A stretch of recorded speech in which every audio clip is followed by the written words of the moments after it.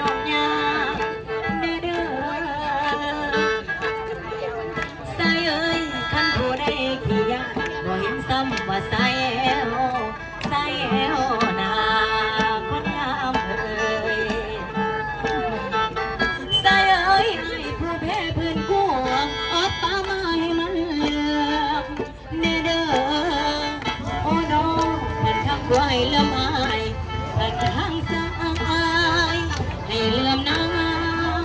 คนงามก้าวไปสารวัตรก้าวไปก้าวไปสารวัตรก้าวไปก้าวไปสารวัตรก้าวไปสารวัตรปากซองบ่อละเว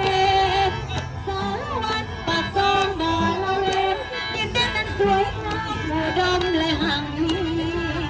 อินทานโมแก้วก็มาดามลีลาบุรุษของศาสตร์ลาวหักษาเอาไว้สารวัตรเอาเอ้ยหักษาเอาไว้สารวัตรเอาเอ้ยเ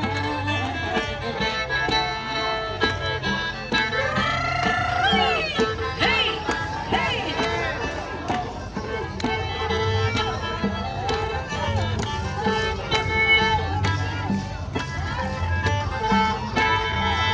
สายเอ้ยบ่ได้ดันปากสาวไอ้ไอ้ยอมขอมาใส่เอ้ยน้องสิรอทางลงคงพอกินน้ำก็ไม่ขันมาจำหูสางทางทั้งระวังแน่แหงเอ้ยโอ้น้อให้อายแย่แย่งแย่ทำกินน้ำเป็นความน้องความน้องนั่นแหละคนงามเอ้ยเปียลงสารวัตรเปียลงเปียลงละเหมือนหงส์น้ำเปียให้งามละให้ทำจำดินเปียให้งามละเปียเน่ยิ้มเน่